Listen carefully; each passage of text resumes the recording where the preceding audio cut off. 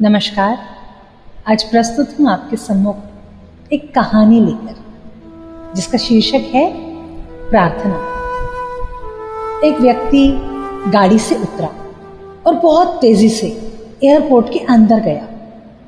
उसे किसी कार्यक्रम में पहुंचना था जो खास उसी के लिए आयोजित किया जा रहा था। वह अपनी सीट पर बैठा ही था कि जहाज उड़ चला। जहाज अभी कुछ दूर ही उड़ा था कि कैप्टन ने घोषणा की। तूफानी बारिश और बिजली की वजह से जहाज का रेडियो सिस्टम काम नहीं कर रहा है, इसलिए हम पास के एयरपोर्ट पर उतरने के लिए विवश हैं। वह जहाज से उतरा और बाहर निकलकर कैप्टन से शिकायत करने लगा कि उसका एक एक मिनट कीमती है और होने वाले कार्यक्रम में उसका पहुंचना बहुत जरूरी है।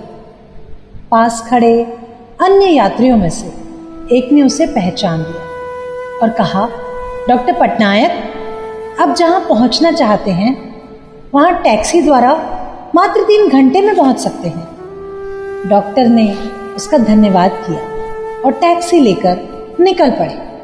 लेकिन यह क्या, आंधी, तूफान, बिजली, बारिश ने गाड़ी का चलना मुश्किल कर दिया। फिर भी ड्राइवर चलता रहा। अचानक ड्राइवर को आभास हुआ कि वह रास्ता भटक चुका है। नाउम्मीदी के उतार चढ़ाव के बीच उसे एक छोटा सा घर दिखा। इस तूफान में यही गनीमत समझकर वह गाड़ी से नीचे उतरा और दरवाजा खटखटाया। अंदर से आवाज आई, जो कोई भी है अंदर आ जाए, दरवाजा खुला है। भीतर एक बुढ़िया आसन बिछाए भगवत गीता पढ़ रही थी। डॉक्टर ने कहा, माँ जी, अगर आपकी आज्ञा हो तो आपका फोन इस्तेमाल कर लूं?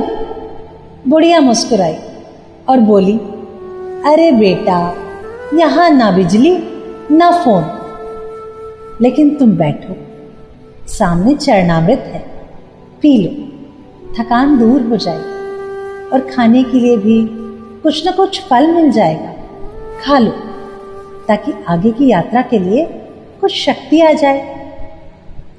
डॉक्टर ने बुढ़िया का धन्यवाद किया और चरणामृत पीने लगा। बुढ़िया अपने पाठ में खोई थी, पर पास ही लेटे कंबल में लिपटे एक बच्चे को थोड़ी थोड़ी देर में हिला देती थी। बुढ़िया की पूजा हुई तो डॉक्टर ने कहा, माँ जी, आपके स्वभाव और व्यवहार ने मुझ पर जादू कर दिया है।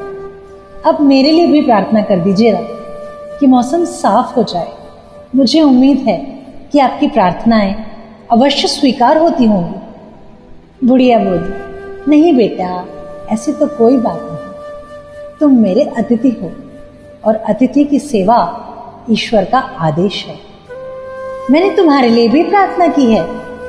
परमात्मा की कृपा है कि उसने मेरी हर प्रार्थना सुनी है। बस एक प्रार्थना और मैं उससे मांग रही हूँ, लेकिन शायद जब वो चाहेगा तभी स्वीकार करेगा। उत्सुकतावश डॉक्टर ने पूछा, माई, कौन सी प्रार्थना? बुढ़िया बोली, ये जो 2 साल का बच्चा तुम्हारे सामने अधमरा पड़ा है ना, मेरा पोता है। ना इसकी माँ जिंदा है, ना इसका बाप। इस बुढ़ापे में इसकी जिम्मेदारी मुझ पर है। कहते हैं इसे कोई खतरनाक रोग है जिसका उपचार डॉक्टर नहीं कर सकते, लेकिन कहते हैं एक ही नामवर डॉक्टर है। क्या नाम बताया था उसका? हाँ, डॉक्टर पटनायक। केवल वही इसका ऑपरेशन कर सकता है। लेकिन मैं बुढ़िया उस डॉक्टर तक भला कैसे पहुंच सकती हूँ? अगर किसी प्रकार लेकर भी जाऊं तो क्या पता देखने को राजी हो या ना हो। अब तो बस बंसी वाले से यही मांग रही थी कि वह मेरी मुश्किल आसान कर दे। यह सुनते ही डॉक्टर की आंखों से अश्रुओं की धारा बह चली। वह भर्राई आवाज में बोला, माई, आपकी प्रार्थना ने मुझे हवाई जहाज से नीचे उतार दिया, आसमान में बिजली कौंधवा दी, मुझे रास्ता भुलवा दिया ताकि मैं यहां तक खिंचा चलाऊं। हे प्रभु, क्या माया है आपकी। मुझे तो विश्वास ही नहीं हो रहा कि एक प्रार्थना स्वीकार करके आप अपने भक्तों को इस प्रकार सहायता कर सकते हैं। सच है ना, ईश्वर की इच्छा के बिना एक पत्ता भी नहीं हिलता।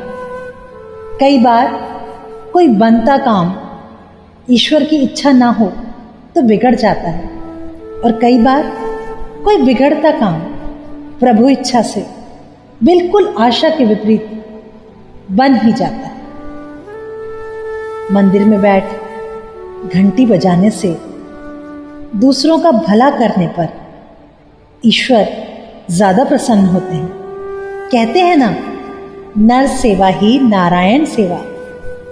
दूसरों की मदद हमें आत्मसंतुष्टि तो देती ही है, साथ ही कब किसकी सच्चे मन से दी गई दुआ हमारे काम आ जाती है, हमें खुद पता नहीं चलता। अगर मेरी आज की प्रस्तुति आपको अच्छी लगी हो तो मुझे कमेंट करके जरूर प्रोत्साहित करें, और दूसरों के साथ साझा करके दूसरों को भी प्रेरित अवश्य करें। ध्यान से सुनने के लिए बहुत बहुत धन्यवाद।